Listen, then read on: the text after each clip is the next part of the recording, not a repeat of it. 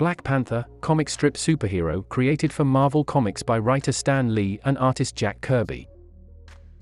The character first appeared in Fantastic Four number 52, July 1966. Origin and early stories. Seeking to address the death of black characters in comics, Lee and Kirby created T'Challa, a member of the royal family of the fictional African country of Wakanda. Wakanda was depicted as a peculiar mix of futuristic technology and traditional life, a dichotomy produced by the presence in the country of vibranium, a rare and nearly indestructible meteoric ore. After the death of his father at the hands of the villainous Ulysses Klaue, T'Challa claimed the throne as well as the mantle of the Black Panther. Upon becoming the Black Panther, T'Challa was exposed to a mystical herb that enhanced his strength and agility to near superhuman levels. After meeting the Fantastic Four, T'Challa decided his powers would be put to best use in the service of all humanity, although Wakanda traditionally had been closed to the outside world, and so he flew off to New York, leaving his people behind. The Black Panther joined the Avengers in 1968, where he became a mainstay for the next several years.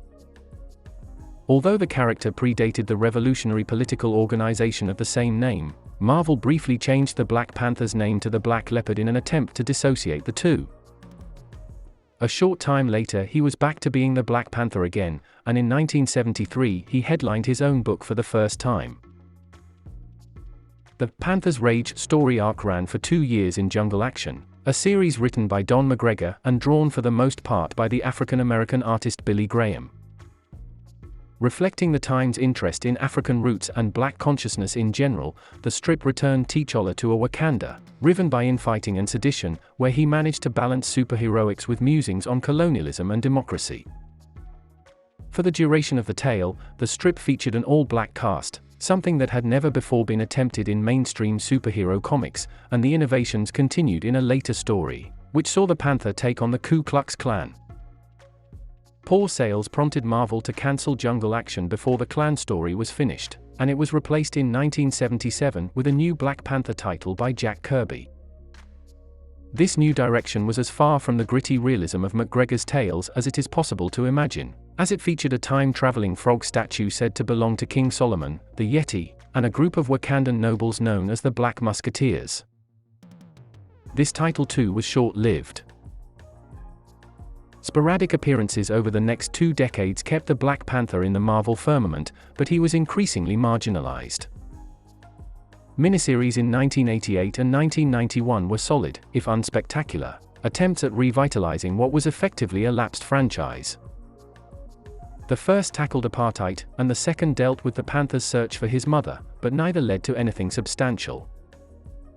With black characters no longer a comics novelty and with role models such as the characters of Milestone Comics, which had more relevance to their readers than a wealthy African king, it seemed as if the Panther's time had passed. Black Panther in the 21st century.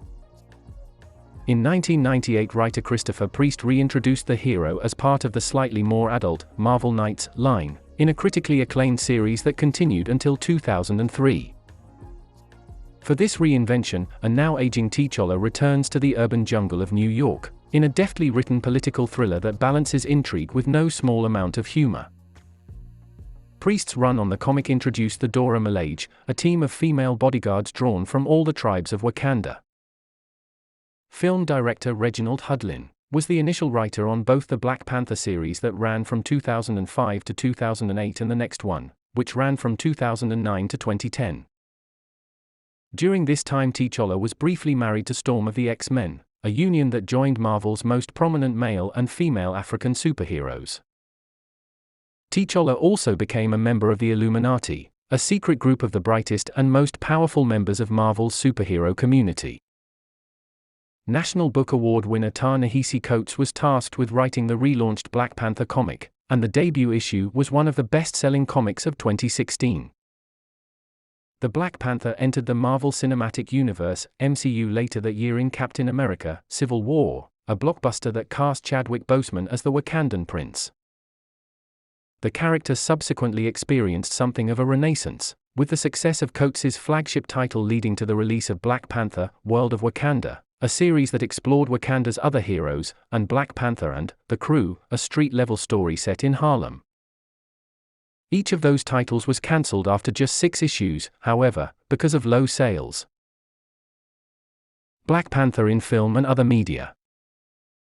Director Ryan Coogler helmed Black Panther, 2018, a dazzling spectacle that saw Boseman return to the screen in the role of T'Challa. Perhaps the MCU's best-reviewed film to date, Black Panther examined race, gender, and power issues through an Afrofuturist lens and featured an ensemble cast that included Michael B. Jordan, Lupita Nyong'o, Forrest Whitaker, and Angela Bassett. The Black Panther and his fellow Wakandans figured prominently in Avengers: Infinity War, 2018 and Avengers: Endgame, 2019, the 2-part blockbuster culmination of 10 years of filmmaking in the Marvel Cinematic Universe. Boseman's death in 2020 seemed to cast doubt on the future of the Black Panther film franchise, and Marvel confirmed that the role of T'Challa would not be recast.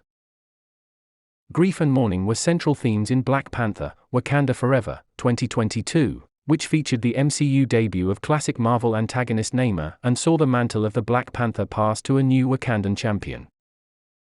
Thanks for watching, and until next time.